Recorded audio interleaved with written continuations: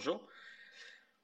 Aujourd'hui, ça va être une petite vidéo sur des astuces, des compléments d'information sur les organes de la moto.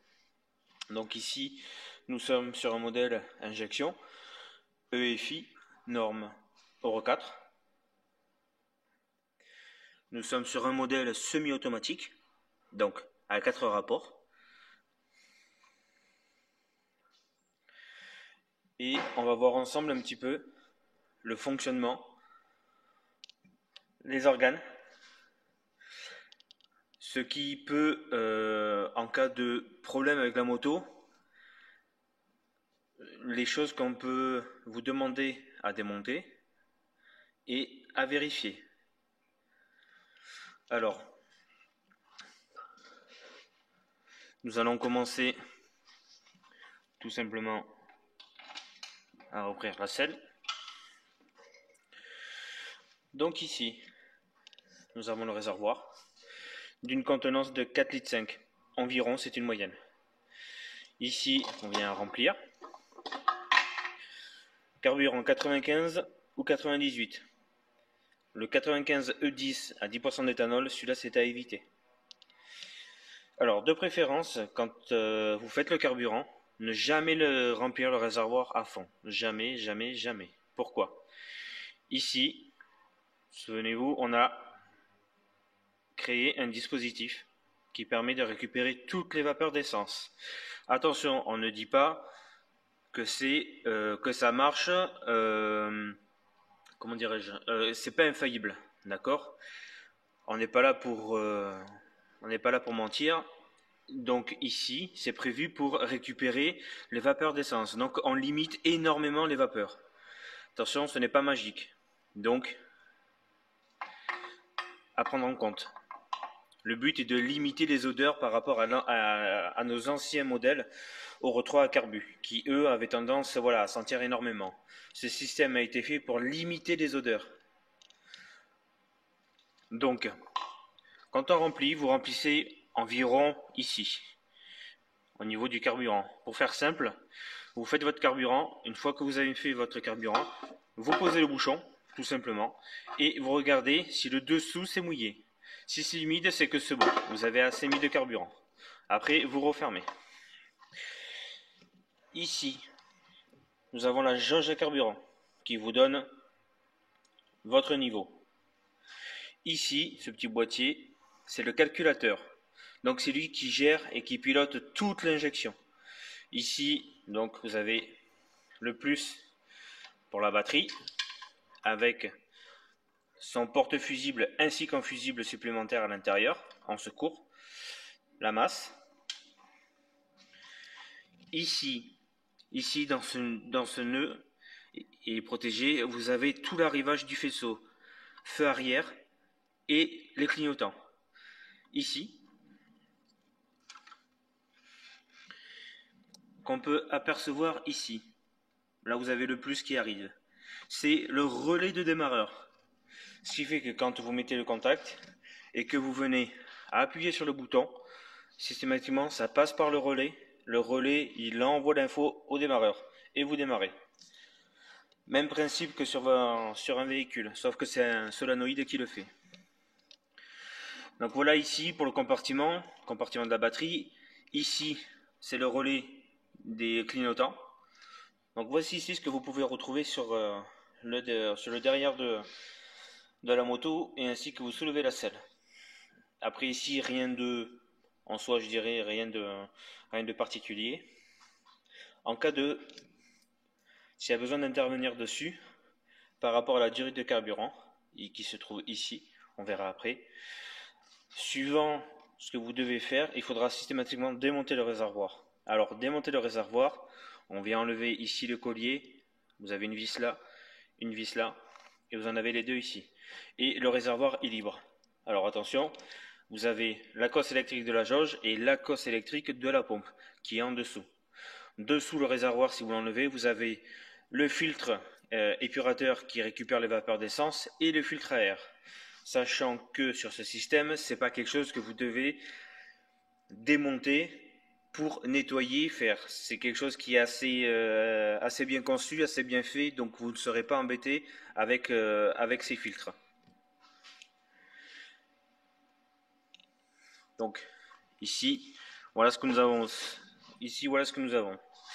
Après ici, je vais vous montrer ici sur le démontage de ce carter. Et je vais vous montrer après les façons et les problèmes que vous pouvez rencontrer. On se reprend. Voilà. Donc j'ai démonté, j'ai mis la batterie. Pour en revenir sur le réservoir, souvent j'ai des clients qui me demandent, qui entendent un bruit un peu bizarre. Donc je vais vous le faire écouter.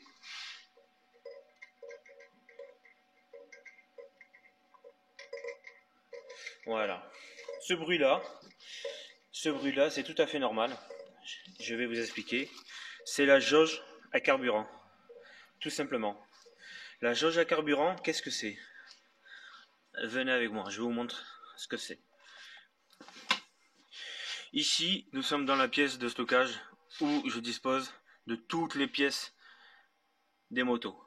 Du moins de petit écrou aux, on va dire, grosses pièces qui sont stockées ailleurs. Mais ici, c'est tout ce qui est pièces mécaniques, Euro 3, Euro 4, modèle à carbu. Voilà, nous avons toutes les pièces. Nous avons toutes les pièces qui concernent nos Charlie, bien entendu. Donc, parfois, nous avons certaines pièces d'occasion. Principalement, ça reste sur des pots d'échappement. Donc sur des anciens modèles, voire des nouveaux. Donc, la jauge à carburant. La voici, je vous la présente. Alors, cette jauge à carburant est valable uniquement pour le modèle EFI. Uniquement. Voilà le principe de fonctionnement de la jauge. Voilà, quelque chose de basique. Et ce que vous entendez, c'est tout simplement, voilà, c'est le bruit qui fait. Voilà, c'est ça que vous entendez. Donc avec le carburant, c'est un peu plus amplifié, mais tout simplement, c'est ça. Voilà, la jauge à carburant. Donc le gling-gling que vous entendez, ça correspond à cela. Donc voilà les pièces. Voilà.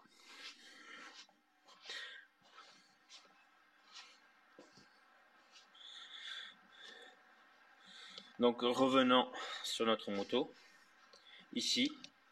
Donc le jour, admettons, le jour où vous rencontrez un problème avec le Charlie, il démarre pas, il y a quelque chose, la plupart du temps, on va vous demander de démonter donc ce carter que j'ai enlevé, d'accord, qu'on retrouve ici. Voilà, tout simplement, il a cette vis là, on le dévisse. Et on tombe sur la partie injection. Donc ici, c'est la grosse tuyau d'air qui va au filtre, qui passe dessous le réservoir. Ici, vous avez la durite de carburant. Ici, c'est le corps papillon, le volet papillon.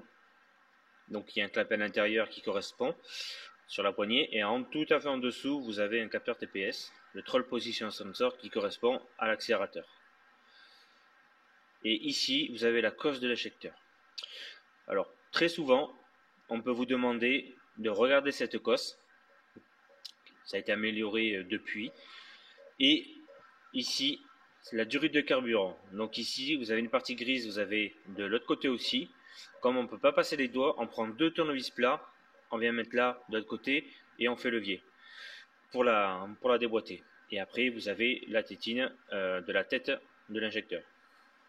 Donc c'est ici que souvent on vous demande de démonter et de regarder. Après, nous avons des tests où c'est fait avec grâce à la poignée et grâce avec le voyant. Donc ici,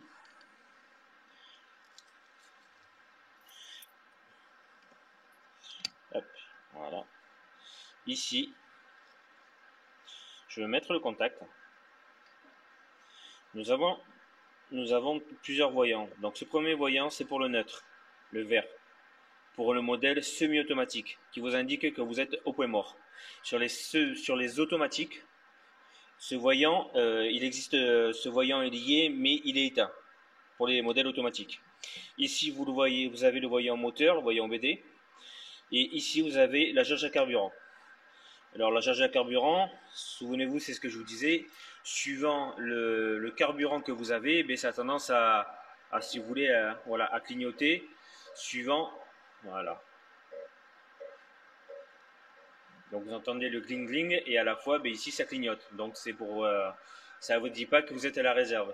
Normalement ça correspond, il y a à peu près environ 1 litre plus ou moins de carburant d'essence à l'intérieur.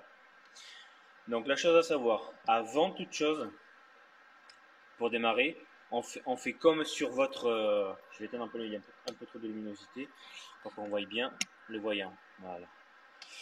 Le voyant BD. Voilà, il est là, il s'allume. On attend qu'il s'éteint et on démarre. On ne démarre pas avant. Voilà, on ne démarre pas avant.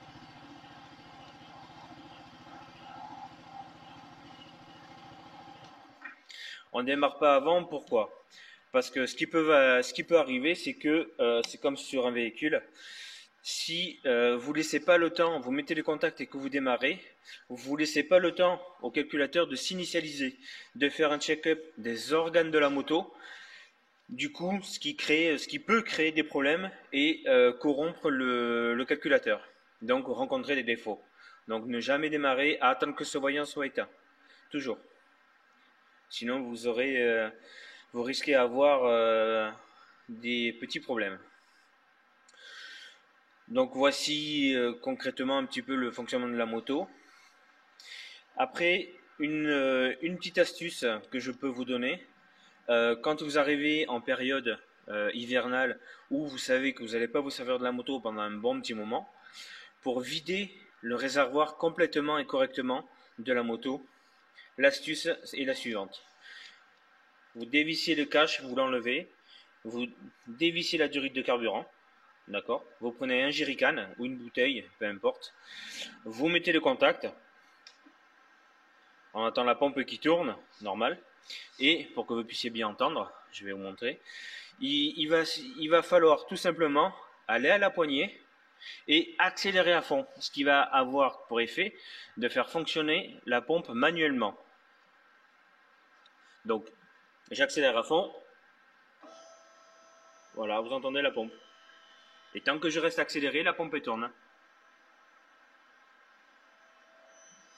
Voilà, grâce à cette astuce, vous videz votre réservoir de carburant complètement. Là, je relâche, là, je réaccélère. Là, c'est les voyants du calculateur. Voilà. Ça, c'est la petite astuce pour vider le réservoir. Après, la deuxième chose qui reste à voir, si cette petite vidéo sera terminée, comme je vous disais tout à l'heure, vous avez ici le voyant moteur. Alors, ici, suivant le cas, ça peut arriver que ce voyant moteur parfois reste allumé.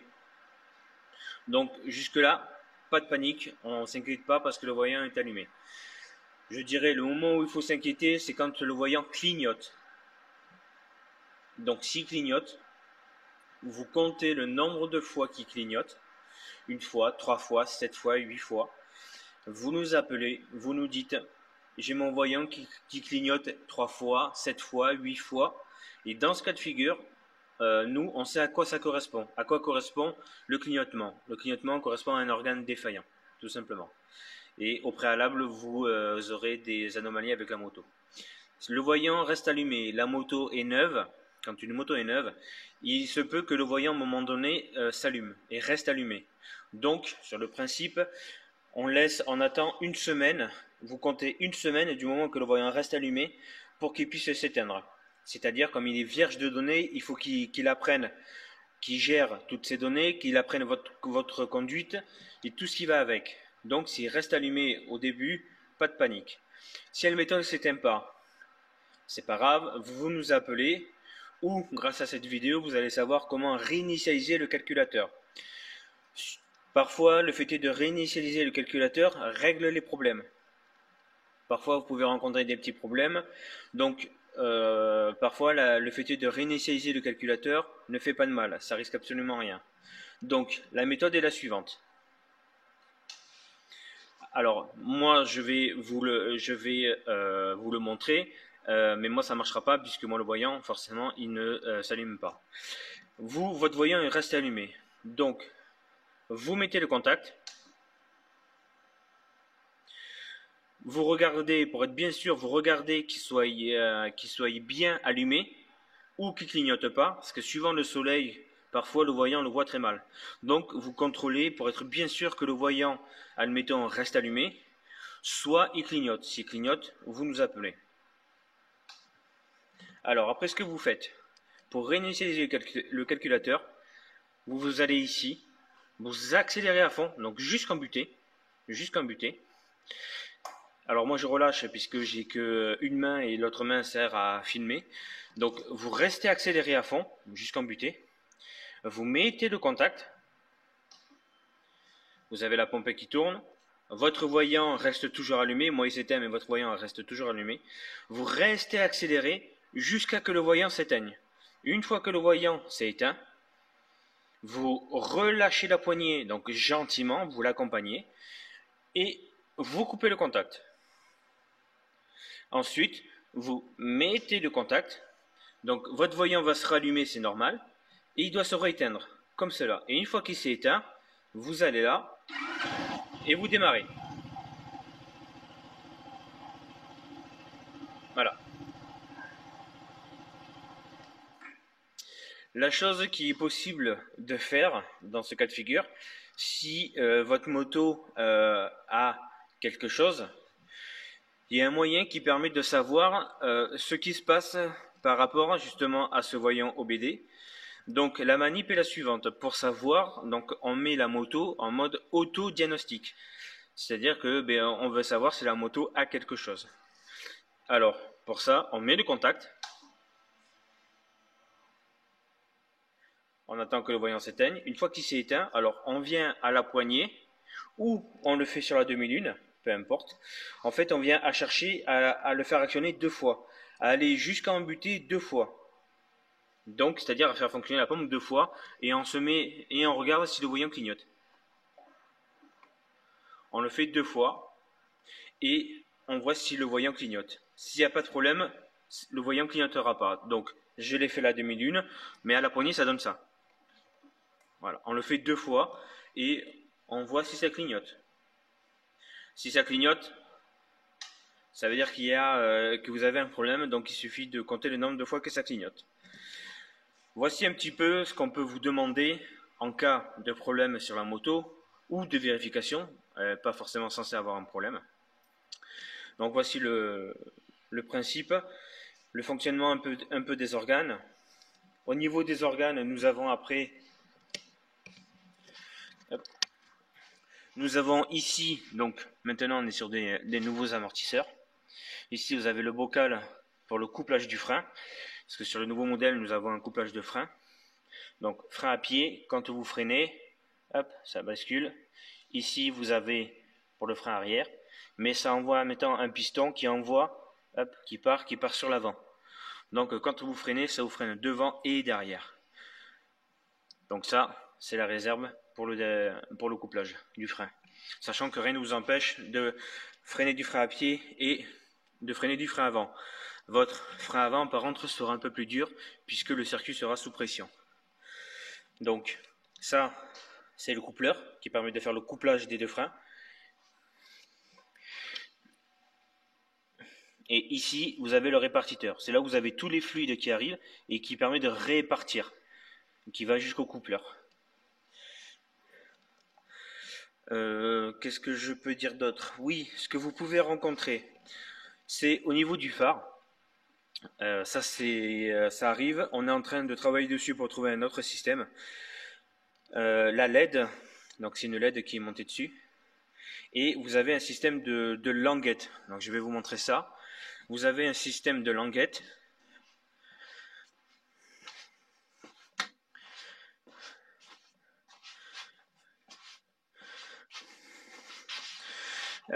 Voilà.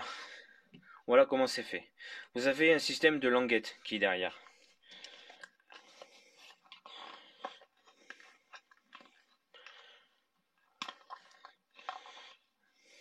Votre ampoule est fait comme ça. Vous la mettez ici, il y a les ergots, la masse sur le côté, et après il y a le code et le phare. Quand vous mettez le culot, ça vient toucher et les languettes se repoussent. D'accord? Elles se repoussent. Et ça arrive que parfois avec les vibrations, à force que cette languette, si vous voulez, travaille et se repousse trop.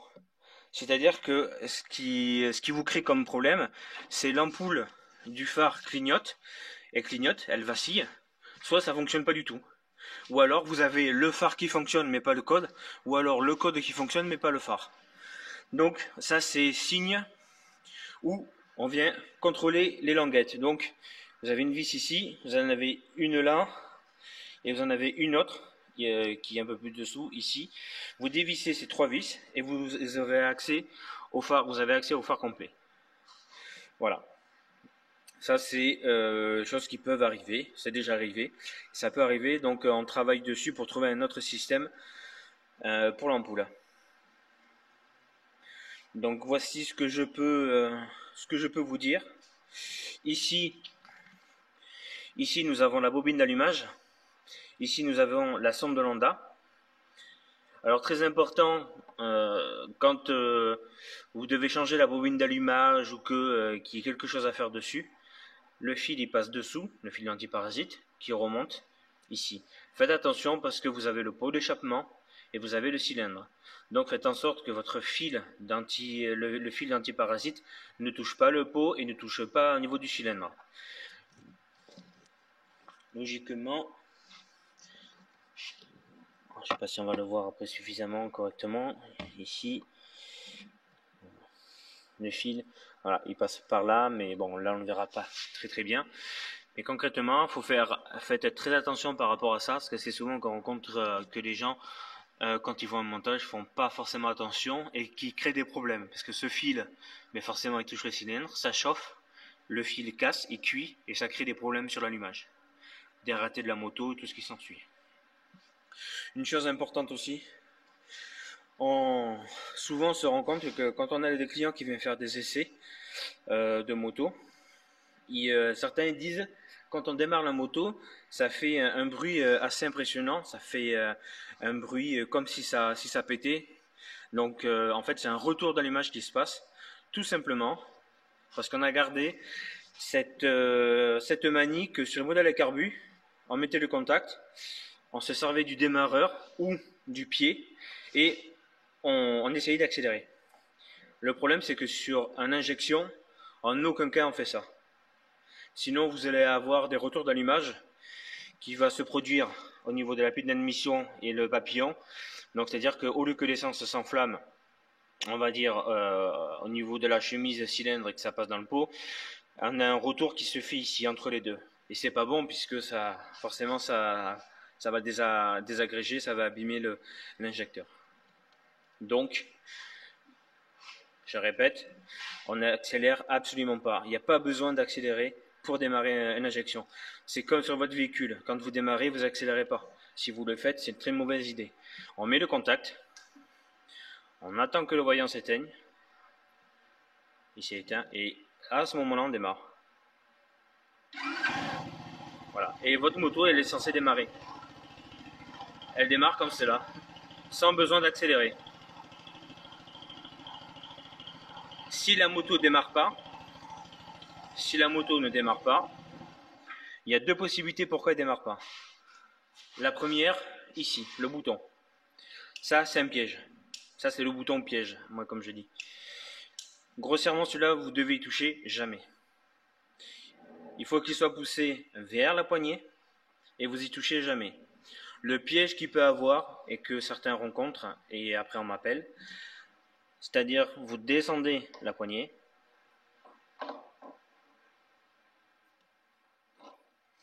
vous descendez la poignée, vous mettez vos affaires, vous mettez la moto dans la soute, vous mettez vos affaires, et il y a quelque chose qui vient toucher ce bouton, donc forcément on ne fait pas attention, vous descendez la moto, vous êtes content d'aller vous balader, voilà, vous mettez le contact, voilà, vous faites ce qu'il faut, vous attendez que le voyant s'éteigne, une fois qu'il s'est éteint,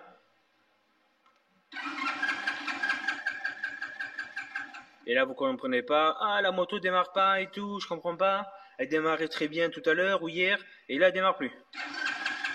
Voilà, vous insistez, vous démarrez au démarrage à pied, vous videz la batterie, et après ben, vous êtes bloqué, parce que vous ne comprenez pas. Donc, toujours vérifier que ce bouton soit poussé sur la droite. Et là, la moto démarre.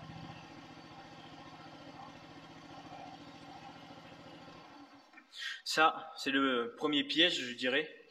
Et le deuxième piège, plus ou moins, mais ça peut arriver, la béquille latérale. Sur la béquille latérale, vous avez ici, vous avez un contacteur de sécurité. Donc ça fait exactement la même chose que la poignée.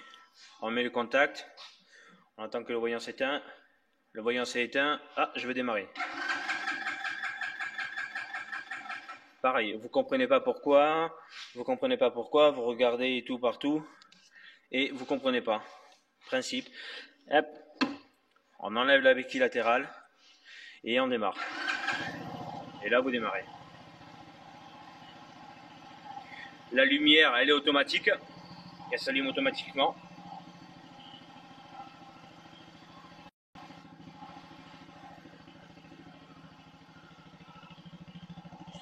Le feu arrière aussi. Voilà. Après, ça reste les clignotants. Donc là, c'est pareil. Sur les clignotants, nous sommes en train de travailler aussi très dur et fortement là-dessus pour remédier au problème des clignotants. Sur certaines motos, on rencontre où le clignotement des clignots et ça va très vite. Soit ça va très vite, une fois lentement, très vite. Enfin, c'est voilà. Là sur ça, on fait la guerre un petit peu. On essaye de faire ce qui nous corrige. Voilà, ces problèmes. De toute façon, il y aura toujours des petites choses à améliorer. Après, on remercie aussi bien tous nos clients qui sont grâce à eux déjà on n'existerait pas, mais sans eux aussi l'évolution du Charlie. Faut pas oublier qu'en premier lieu, c'est vous qui nous faites remonter des astuces. Ah ben ça va pas. Voilà, certains sont très bons à prendre, d'autres qui sont pas du tout, qui sont pas dans l'intérêt, on va dire dans notre intérêt à nous et notre clientèle qu'on vise, hein, d'accord. Donc voilà, mais dans n'importe quel cas, on remercie tout le monde parce que sans vous, on n'existerait pas. Et l'amélioration du Charlie, bien entendu, passe aussi bien par l'atelier et par James quand nous, on arrive à trouver et améliorer, mais aussi grâce à vous, aussi grâce à vos retours qui nous permet d'améliorer le Charlie au fur et à mesure. Et au fur et à mesure, on arrive à obtenir une petite moto, un petit véhicule bien sympa, où on rencontre de moins en moins d'anomalies par rapport au début quand ils sont sortis, où on rencontrait des déboires avec, on avait des petits soucis. Nous sommes pas, comme j'ose dire, si je peux dire, nous ne sommes pas dans le moteur. Tout est fait en sorte que quand vous quittez l'atelier, les motos sont fonctionnelles, tout a été testé et fonctionnel. Après, suivant le transport, quand les clients viennent chercher à l'atelier, malheureusement, ça peut arriver que parfois, il se passe quelque chose et vous êtes en panne, il y a quelque chose. Donc ça peut être très décevant, je peux le comprendre. On peut le comprendre, il n'y a pas de problème. Et on essaye, James comme moi, on essaye de faire tout ce qu'il faut, voilà, pour que vous soyez content aussi bien de notre prestation et aussi bien que vous soyez content de nous. on évite de vous laisser sans réponse, même si parfois je sais que ben, c'est pas évident. Nous sommes que deux, moi à l'atelier et James au bureau. Donc, étant deux, c'est un peu compliqué parfois de m'avoir moi à l'atelier ou d'avoir le patron. Voilà, c'est un peu compliqué, mais on essaye toujours de, voilà, de favoriser le contact, le bon échange. Voilà. Nous sommes là pour vendre, c'est une chose, mais nous sommes là aussi pour le SAV, pour tout ce qu'il y a à faire derrière. Voilà. J'espère que cette petite vidéo vous aura plu. Si vous avez des questions, ben, n'hésitez pas. S'il y a d'autres infos, mais personnellement, moi étant en atelier, c'est les choses pour moi qui me semblent les plus importantes que vous pouvez avoir. Donc sur ça, c'est un modèle semi-automatique. Le modèle automatique, c'est exactement la même chose, hein. Sauf que le sélecteur de vitesse, ici, vous l'avez pas. Et vous n'avez pas, le démarrage à pied. Tout simplement pour la transition à l'électrique. Notre but et notre souhait à la longue, c'est de garder notre semi-automatique, donc ce type de modèle, en thermique, et de passer sur le modèle automatique en électrique, plus thermique mais en électrique. C'est-à-dire que nous disposerons un modèle électrique, donc entièrement automatique, et nous garderons notre fidèle semi-automatique en thermique. Ça laissera le choix au client. Et avec bien sûr l'électrique aura des options bien entendu. Mais pour l'instant voilà, nous ne sommes pas tout à fait, on va dire pas que nous ne sommes pas au point, mais on cherche vraiment à peaufiner au niveau du châssis, au niveau des performances, de ce qu'on souhaite pour nos clients. Voilà, on veut pas que ça soit mou, mais on veut pas non plus que ça soit trop rapide. C'est pas le but. Nous vendons notre Charlie comme accessoire pour le camping-cariste. On vend pas ça pour que vous fassiez du 130, 150 avec. Le but, c'est vous posez votre camping-car, vous sortez la petite moto, vous allez vous balader. Ça, c'est notre but. Voilà. Et c'est pour ça que voilà, vous nous faites confiance depuis maintenant, depuis plus de 10 ans. Voilà. On reste à votre disposition. N'hésitez pas à appeler pour toutes questions s'il y a besoin. Mais je pense que cette vidéo déjà commence à être un peu longue. Et on vous souhaite bonne route avec vos Charlie. Et à bientôt pour les nouveaux clients.